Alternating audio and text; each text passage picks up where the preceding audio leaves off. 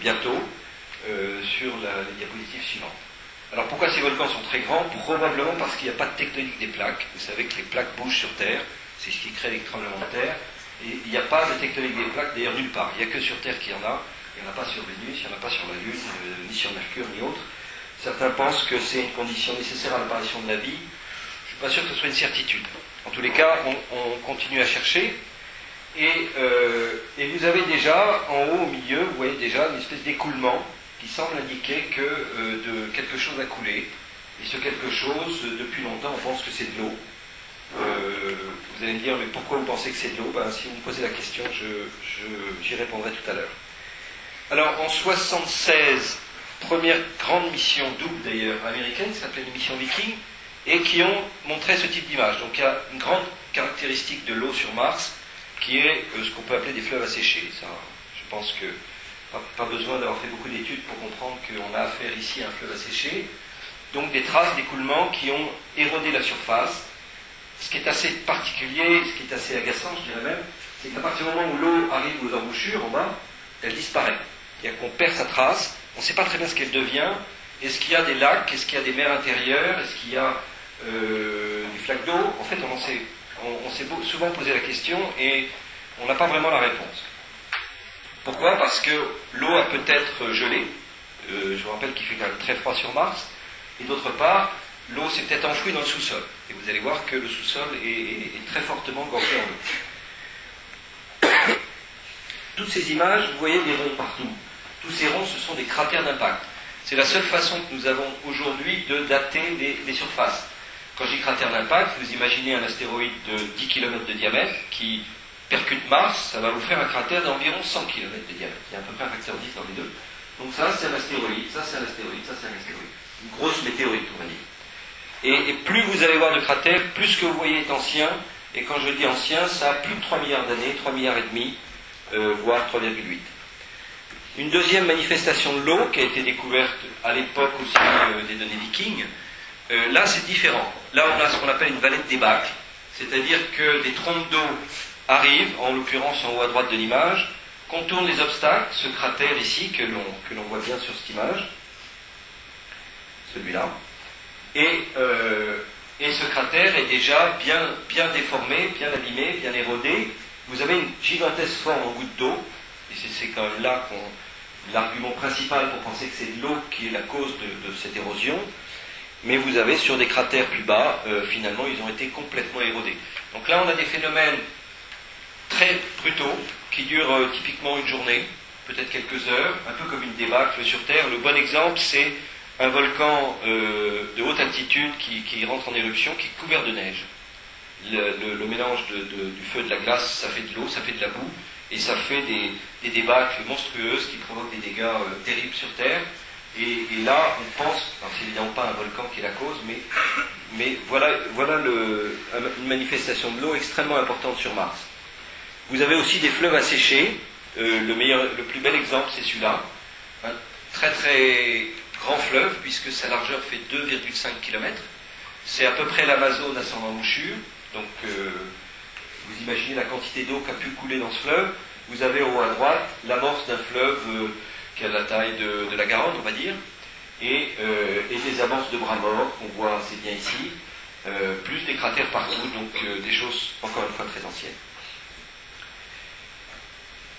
Ça, c'est une image de l'époque viking, donc on mettait des petits points noirs pour repérer, localiser les choses sur l'image, les amers. Vous avez un grand cratère, un moyen, des petits. Vous voyez que le grand a un piton central. En fait, c'est un phénomène classique qu'on retrouve sur la Lune et sur Mercure. C'est le même phénomène, vous avez vu ces images, la goutte de lait qui tombe au ralenti dans un bol de lait. Vous avez une auréole qui se crée et un rebond intérieur. C'est des superbes images qu'on voit, parfois des photos.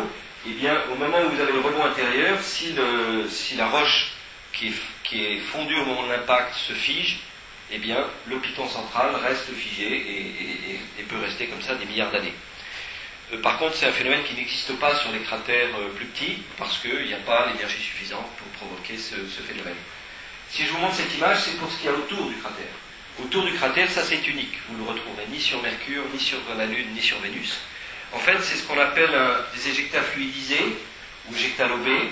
Et on a interprété ces images qui datent encore une fois de 77, à l'époque viking, comme étant liées au fait qu'il y a de la glace d'eau dans le sol, qu'au moment où l'astéroïde percute, l'énergie cinétique se transforme en chaleur, la glace se transforme en eau, tout ça crée de la boue, et finalement c'est de la boue qui retombe autour du cratère.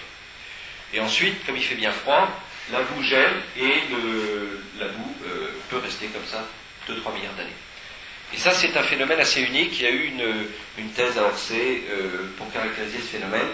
Je ne vais pas rentrer dans les détails, mais on a la conviction qu'il y a beaucoup de glace d'eau dans le sous-sol, et ça nous intéresse parce qu'encore une fois, qui dit eau dit peut-être vie. Néanmoins, c'est une interprétation d'image. Pour arriver à s'assurer que c'est bien de l'eau qui provoque ces phénomènes, on a utilisé ce satellite, Mars Odyssey. Pourquoi Mars Odyssey? Parce que lancé en 2001, en hommage à Stanley Kubrick, 2001 Odyssée de l'espace. Donc on a appelé cette mission Mars Odyssey. Là vous avez un satellite classique avec son panneau solaire, son antenne, pour communiquer avec la Terre. On est quand même parfois à 400 millions de kilomètres, ça fait beaucoup de distance. Ce qui est moins classique, c'est ce long mât qui fait 6 mètres, et au bout un instrument assez original, qui n'avait jamais été envoyé autour de Mars. C'est un spectromètre gamma. Donc vous connaissez les longueurs d'onde électromagnétiques, vous avez le visible, vous avez dans les courtes longueurs d'onde les ultraviolets, les X, et les plus énergétiques sont les rayonnements gamma.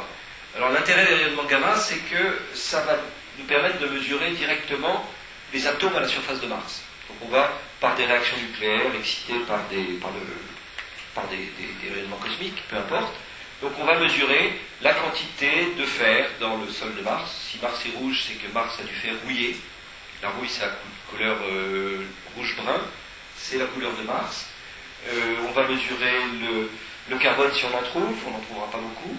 On va mesurer le silicium qui contient beaucoup... il y a beaucoup de silicium dans les roches, de l'aluminium, de l'oxygène, etc. Et pourquoi on met un mât? C'est simplement qu'on ne veut pas mesurer la composition du satellite. Parce que, évidemment, on est sensible un peu à tous les photons gamma qui se promènent, et donc on éloigne l'instrument simplement du satellite.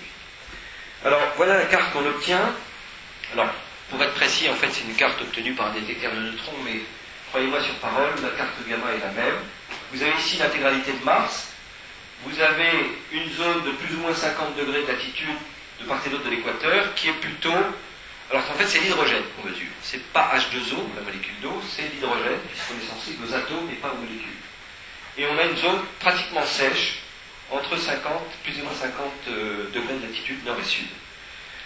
Au nord, vous avez Mars l'été, et là on a beaucoup d'hydrogène attribué à l'eau, et au sud, vous avez Mars l'été également, et là encore beaucoup d'hydrogène attribué à l'eau.